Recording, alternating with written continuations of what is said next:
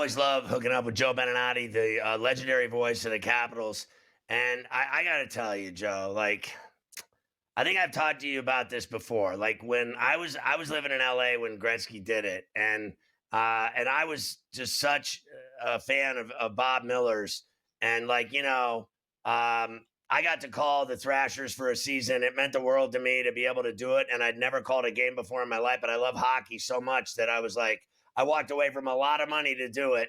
And people said I was crazy, I was stupid. What are you doing? You're walking away from national syndicate. I said I like hockey more than I like money. I said, I like hockey more than money. So you can think whatever you want of me. Everyone said I was crazy and I was wild and I was over the top and everything. I heard everything. But all I know was I told you about Mike Lang, what he meant to me, Bob Miller, what he meant to me, what you mean to me. I'm a huge fan of yours. It couldn't happen to greater guys than you and Bob Miller and Alex Ovechkin, guys like that, and Gretzky. Now, I didn't know Wayne at the time. You know, at the time I was just doing a national show and I was a fan. So when I heard Bob Miller say, "There it is," I was like, and he was running on his skates. I thought it was the greatest thing I'd ever seen. And then yesterday when I saw him diving on the ice and sliding, I just thought it was like reminiscing all over again, just the greatest moments of my life watching it. Even a guy that's been an arch rival of mine with the Penguins my entire life. Scotty, you honor me when you put me in the same sentence with Mike Lang and Bob Miller. And there's a reason why I love visiting with you on this show, and it's because I know about your passion for the sport and for the play-by-play craft. And to have everything fall just the way it did in the last 3-4 days, it's a sign that the hockey gods wanted it to be that way, that it was meant to be, that it landed on Monumental Sports Network in a live show, that Craig Lachlan was back from significant heart surgery to be there in the booth with us. It all lined up so perfectly. And the goals that he scored and that he has scored throughout the last 20 years have been so breathtaking. And so many of them are similar, one-time slap shots from the left circle. So many of them are overpowering, the way that 895 went in, that you pray for those moments selfishly as an announcer. If this is going to be the one, let it be clean and clear. Let me see the net bulge. Let there be no doubt. Let there be no goalie interference or potential offside challenge. And it lined up perfectly for us. And it was a magical environment. I can't explain to you how good Friday night was when he tied the great one in DC. That was pretty much close to Stanley Cup final fever pitch, only happy. There was no anxiety there. There was no, are we going to win this, lose this? It was all about an individual player's moment.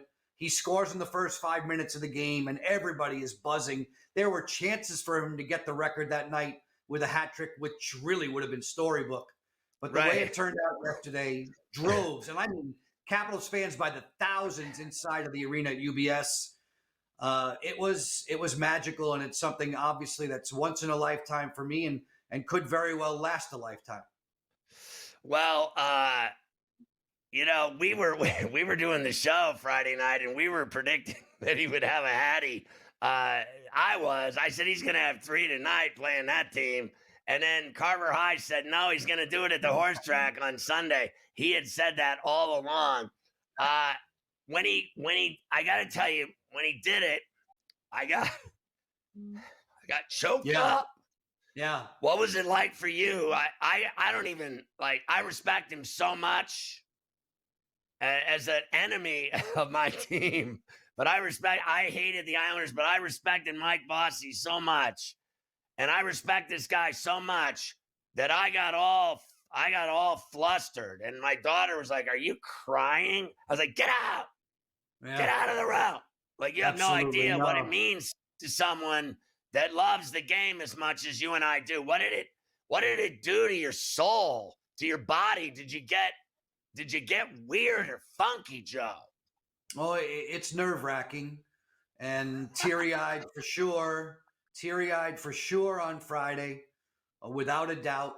And every time the cameras landed on Alex's boys, Sergey and Ilya, every time the camera landed on Alex's mom, Tatiana, wife, Nastia, you can't help but think of Mikhail, Alex's dad, who gave me more than a few big bear hugs over the last 2 decades while his son was doing such incredible work on the ice, and who loved the game the way we all do.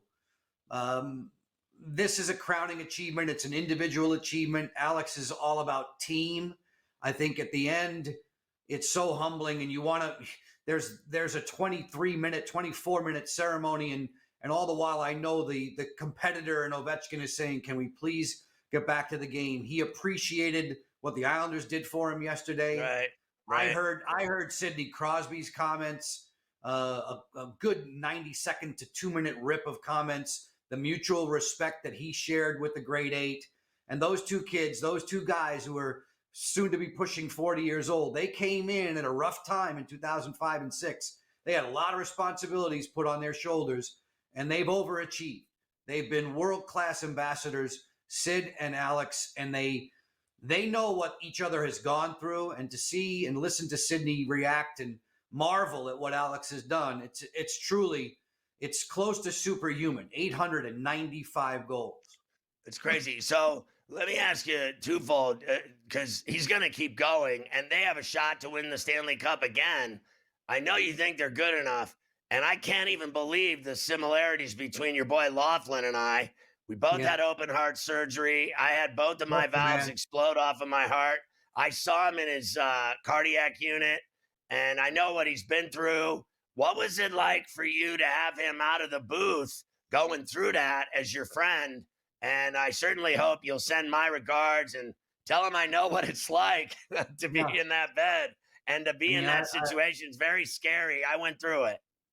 I promise you, I'll give him those words, and bless you both. I mean, the last, well, he had the surgery. Locker did on February 4th, and Alan May did a fabulous job jumping in.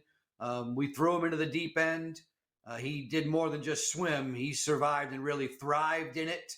And all the while, Alan will be the first to tell you he wanted Craig to be back by the time Ovi accomplished this achievement. And it's amazing.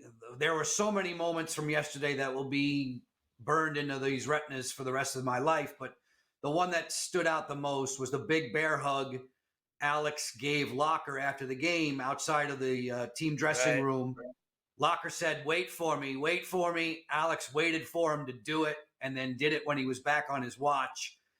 Again, there's so many things that are fairy tales and storybooks about this, but that to me meant the world, because I know what Locker's been through. You do personally, Yeah. and there are many people out there who know how much goes into coming back from those types of surgeries.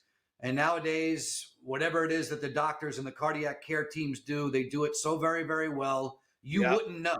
You wouldn't know Locker had an issue beforehand, and you wouldn't know in the 5 to 6 games that we've done since. He's himself. Uh, I couldn't be more happy. Yeah, it's just crazy. God bless him. I'm so happy that he made it through it. I they saved my life. I know I wear Mm. a heart monitor on my wrist that says 30 minutes to the morgue. That's my nickname. And that guy saved my life, and I'll never forget it. He acted like he was making a ham sandwich, but he cut through my chest and saved my life. Tell Locke I love him. Congrats. Great job on the call, Joe. You're the best. I'm super proud of you. Now go win another Stanley Cup, all right? That'd be fun. Thank you, Scotty, for sharing time today. I appreciate it.